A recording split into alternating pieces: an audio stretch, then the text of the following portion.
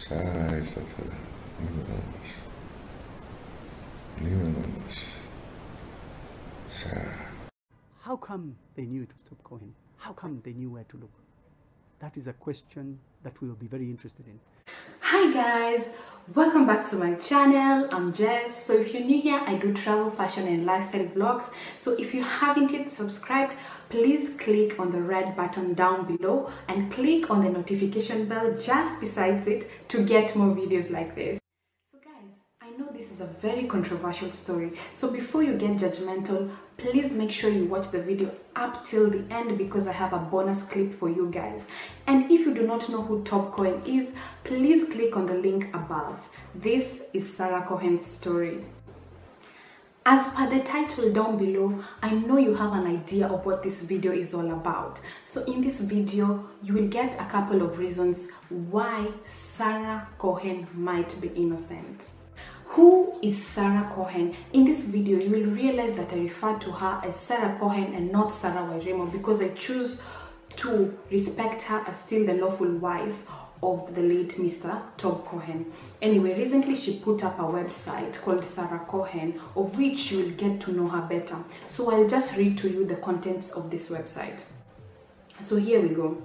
Hello, my name is Sarah Wairimu Kamotho Cohen, wife to Top Cohen. I am a proud mother of one, a loving wife, devoted daughter and a sister, a happy homemaker and a hardworking, responsible Kenyan. I go about many affairs in a quiet manner, choosing to pursue my goals quietly and with grace and humility. 2019 has been a very challenging year for me. For a myriad of reasons, over the past few weeks, I have faced unfair scrutiny and criticism about my life. And things have been said about me that have gravely affected me, and now compelled me to speak out and say the truth. I take no pleasure in exposing what should be my private affairs in public, but at the moment I have no choice. In this website, I speak my truth. Given what has been widely reported in the media and on the internet, it's time for me to set the record straight. In here, I will tell my story and give my evidence to support what I say. Following the disappearance of my husband, Dutch businessman Top Cohen, on July 20th, 2019, there have been various reports indicating that I am somehow responsible for causing him harm. I believe this drawn-out narrative is being pushed by Top himself. His lawyer and his family carefully orchestrated to portray me as the villain in this story. And now what is actually the victim of an abusive, racist, depressed, ever intoxicated husband from whom I have had to silently tolerate years of unpleasantness and mistreatment. I am here solely for one purpose: to clear my name and to present the facts as they are. And she goes ahead and quotes, "The truth is incontrovertible. Malice may attack it, ignorance may deride it, but in the end, there it is." Winston Churchill. There you have it from Sarah Cohen herself. What do you guys think? Feel free to comment down below, give this video a thumbs up, share it, and if you haven't yet subscribed, please do down below. So next, I'm gonna show you an exclusive video from Top Cohen's sister Gabrielle in the Netherlands. Hulp. Laat die boven water komen. Waar is die? Het klopt niet. Het kan niet. Zo'n sterke man. Die is niet zomaar weg. De oproep van Gabri van Straten komt na 16 lange dagen van wachten en onzekerheid. Met de telefoon dag en nacht binnen handbereik hoopt ze iets over haar broer te horen. Dat is oud-topman van Philips, Top Cohen. Sinds 20 juli is hij vermist in Kenia. Top, mijn broer. Sarah, zijn vrouw. En gek op de hond. De 69-jarige Nederlander woont al 30 jaar in Kenia. Hij werkte eerst als directeur van Philips Electronics. Daarna startte hij zijn eigen reisbureau en organiseert al jaren golfreizen naar het Afrikaanse land. Top is, enorm energiek, optimistisch, zakenman, heeft heel veel sociale contacten, graag geziene gast op de golfbaan. Wordt overal uitgenodigd in het buitenland om Kenia te promoten voor zijn golfreizen. Broer en zus bellen elkaar dagelijks. De gesprekken gaan over de vechtscheiding waar hij in zit. Over en weer beschuldigt het stel elkaar. Top Cohen is bang dat zijn echtgenote hem iets zal aandoen. In februari van dit jaar is hij naar eigen zeggen al aangevallen door zijn vrouw. Is hij van een heel groot terras van zijn huis door haar geduwd, beneden terechtgekomen, daarna nog bewerkt met stoel. Is omhoog gekrabbeld en heeft in zijn kantoor, wat verder weg ligt, heeft hij een opname daarvan gedaan, hoe hij eruit zag. Zij heeft dat gedaan, niemand anders. Niemand anders. Zij. Cohen wil aangifte doen van mishandeling, maar de Keniaanse politie doet helemaal niks. Ook het OM in Kenia reageert niet op zijn hulpvraag. Goede vriend Fred Meijer maakt zich inmiddels ernstige zorgen. Ook hij spreekt Top Cohen telefonisch, vlak voor zijn verdwijning. Hij zei, maar ja, ik ga zo weer naar huis. En toen heb ik hem gezegd, Top, denk er goed over na. Is dat dan wel verstandig om te doen? Ja, ik denk dat dat wel kan. Nou, dat zijn ongeveer het laatste wat we hebben besproken. Niks meer gehoord? Nooit meer iets gehoord. Geen app, geen mail? Nee. Ongebruikelijk. Ja? Ja. Ja. Wat denkt u dat er is gebeurd? Ik vrees. Guys, I feel like the vibe that I'm getting from this video is that they are already suggesting that he's dead. For instance, they asked the friend, what do you think happened? And he directly just jumps and said, I think they have killed him. What do you guys think of the video? Feel free to comment down below. I feel like every marriage has its ups and downs, even leading to physical altercations. But I feel in this specific case, they've put so much spotlight on Sarah Cohen. Therefore, she goes on ahead on her website and attaches all these suspension letters of Top Cohen regarding to his misconduct. So I'm just gonna attach them here and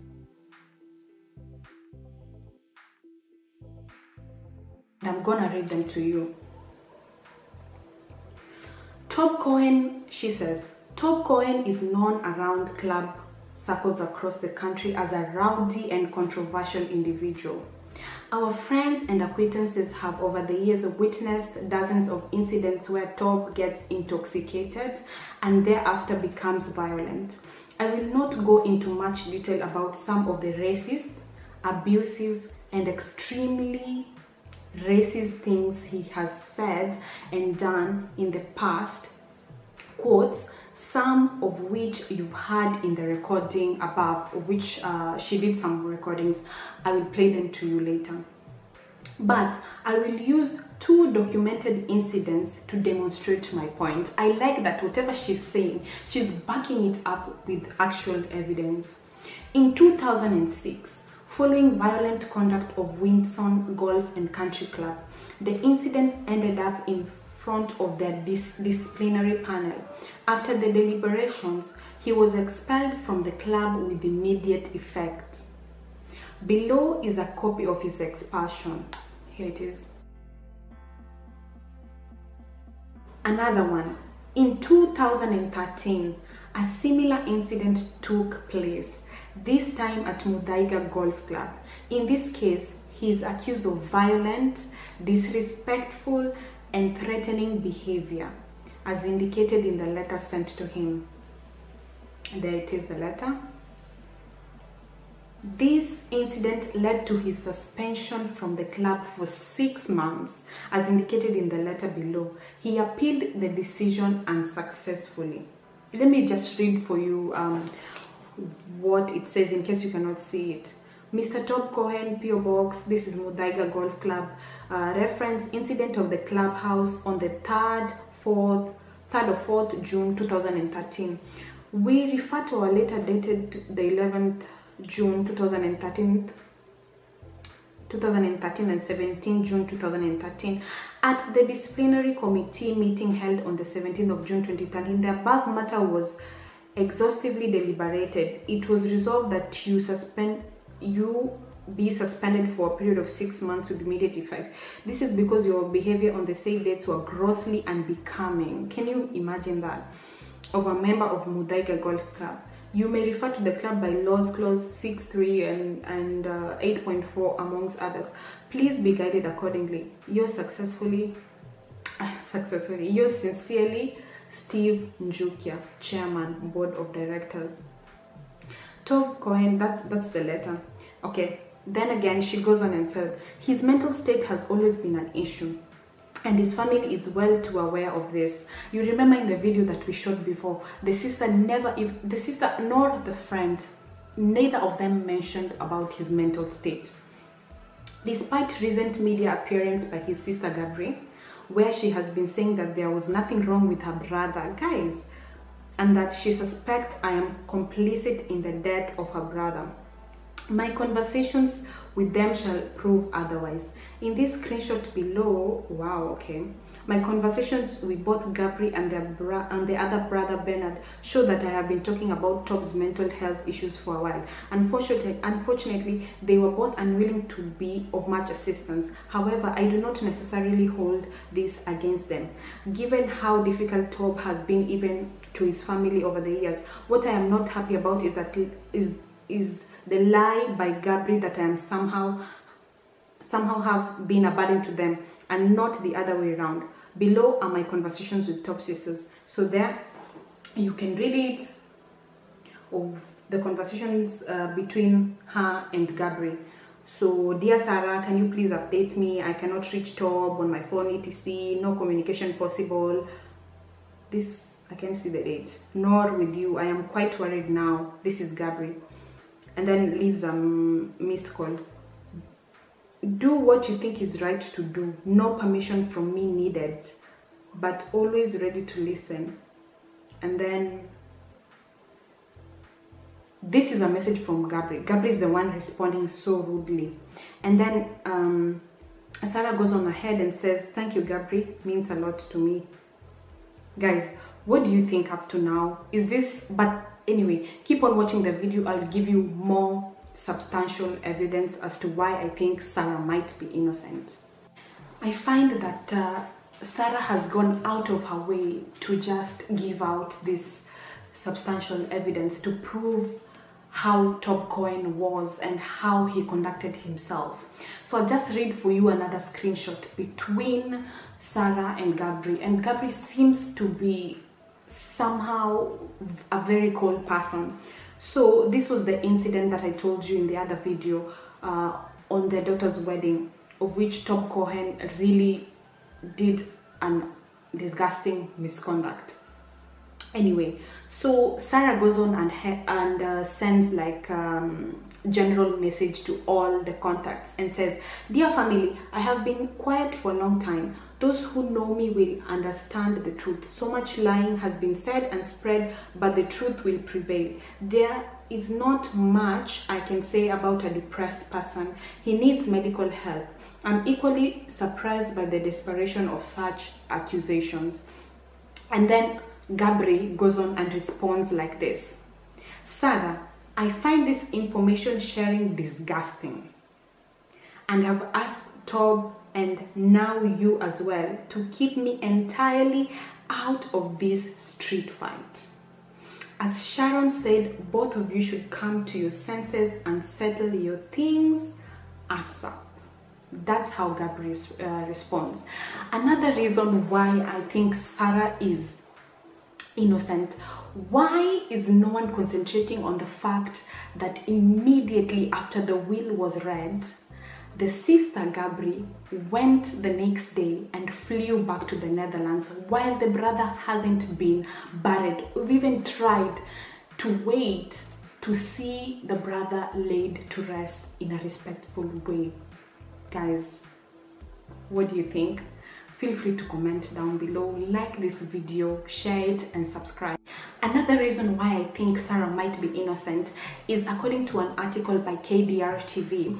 They recently wrote that Sarah revealed that two unnamed politicians came out saying that Tob owed them 35 million Kenyan shillings, and one of the politicians was present in the will opening ceremony. What do you guys think? Feel free to comment down below. Another reason why I think Sarah might be innocent is that, put in mind that Sarah was in custody for 17 days and yet they found the husband's body in fresh concrete, probably 3 to 4 days old. Does this make any sense? Anyway, watch the following video of Sarah Cohen's lawyer explaining all the facts. Then remember to comment down below, give me your feedback, give this video a thumbs up. We even asked, here it is, this is the charge sheet she was charged with, signed by a very senior prosecutor called Nicholas Mutuku, who was yesterday at the scene standing behind the DCI. Actually, the DPP should stand in front of the DCI, not the other way around. He signed this charge sheet that Sarah Wairimu is guilty or has murdered her husband. At the back page, it says, copies of the evidence which the prosecution intends to adduce at your trial are attached herewith. On Thursday, not a single statement, not a single post-mortem, not a single shred of evidence was attached to this charge sheet. In custody from that day. How many days are those? They are now 29? 17. Sorry, I'm sorry. There's 17 days. In 17 days, I emphasize, Sarah has had no opportunity to do anything in her house except on 2 occasions she was taken to take a bath and change her clothes under escort of the DCI. During that time, everyone and anyone, including the DCI, have had access to her home. There were no policemen. And on that day, on Tuesday, they demanded the keys of the house. And they were given the keys of the house. Only God knows what they did with the keys on that night. We, however, know that Inspector Otieno, in the presence of George Ouma and Eva Kala, said to the 2 gardeners who are looking after the premises, you will stay in your house, some SQ, and you will not come out no matter what you hear. You will stay in your house. These 2 boys, pictures of whom I have, are young boys from Nyeri. Just show me the picture of the policeman who slept here. Pictures from Nyeri, and I don't think they would have dared step out of their house on Tuesday. And on that night, it's towards the end, a police sentry was now, for the first time, took over the house. It was there, sorry. They kept the keys on Tuesday night.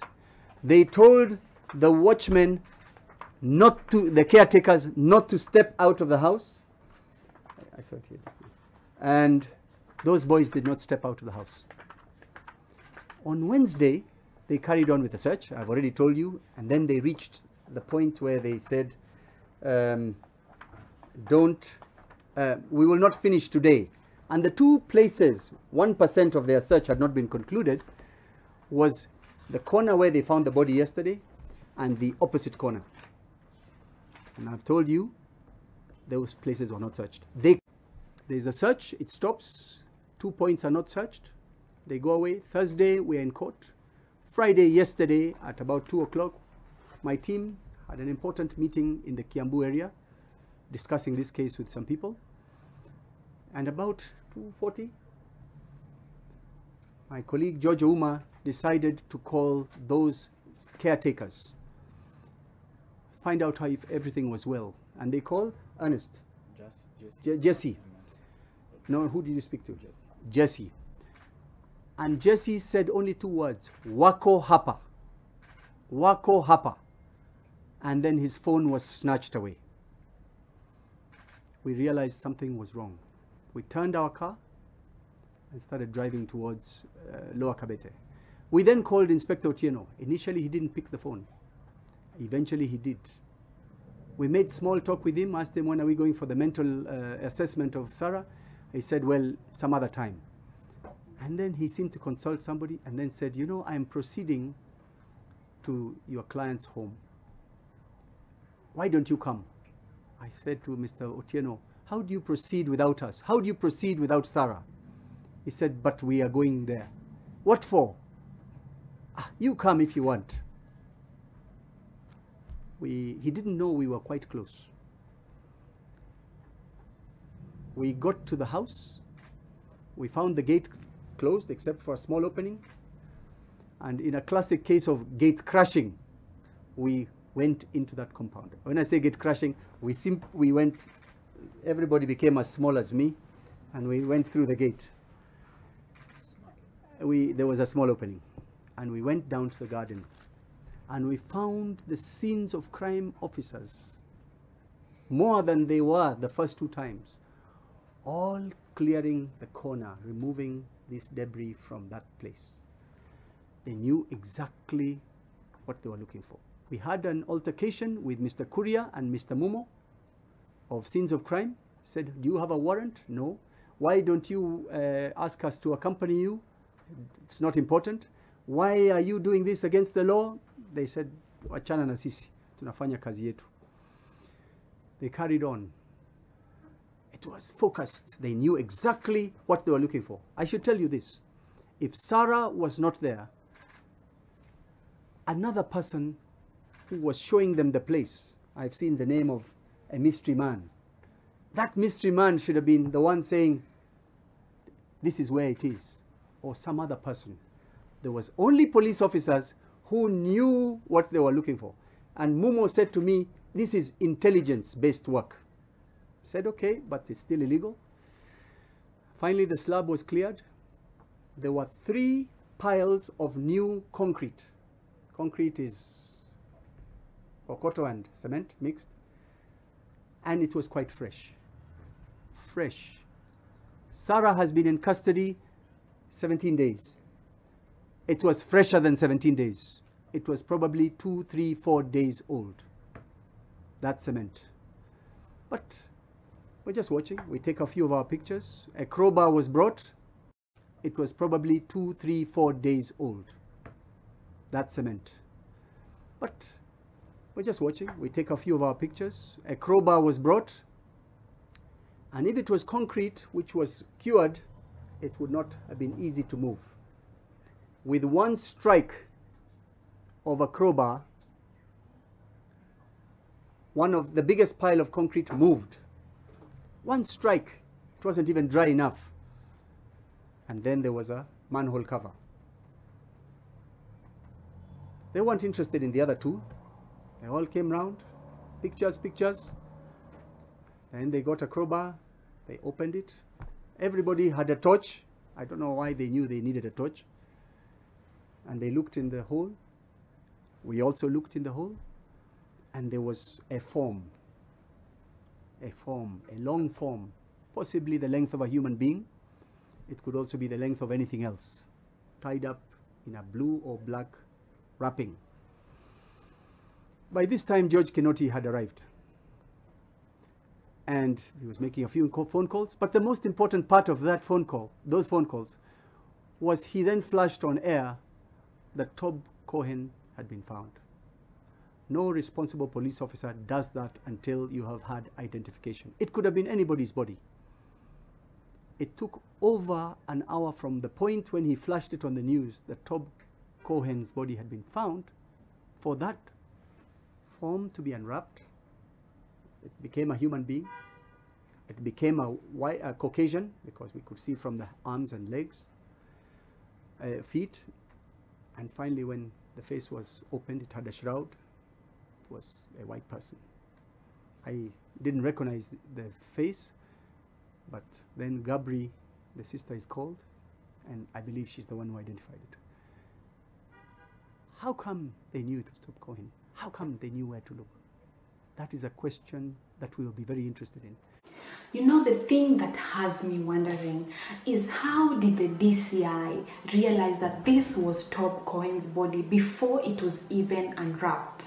And according to Philip Mugor, this is Sarah Cohen's lawyer, he said he was there. He said that this body was wrapped in such precision that only a military personnel could be able to do this. So whoever orchestrated this murder had military training. I feel like the media is unfairly prosecuting Sarah Cohen. What do you guys think? Just one question for you. Do you know who Peter Karanja is? I didn't up until now. You know why? Because the spotlight and the media is so much on Sarah Cohen that it's actually unfair. So Peter Karanja is detained allegedly for hiring hitmen to end Cohen's life. What do you guys think? One thing Top taught me is not to take no for an answer. So even in this, I'm going to fight. And even as we stand here, many of the ones who are responsible for Top's death here in sheep's skin, believe you me, your days are also numbered. It's been painful, but I'm glad that Jacob, you remain a friend and you will see him through. I cannot talk about the legal counsel.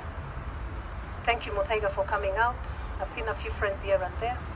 Their family members who are purporting and even pretending to be family members. But yours is another story. But I just want to say thank you also to the prison authorities and all the other ones who have been able to let me come to bury my husband. So I was not a secret. Everybody knows Sarah. I am known as Sarah Tobbs. And now more so, everybody knows all my names. And I'm glad that you realize I am Sarah Cohen. So let that be very clear. I thank you all. And Jacob, thank you so much for giving him the right send-off.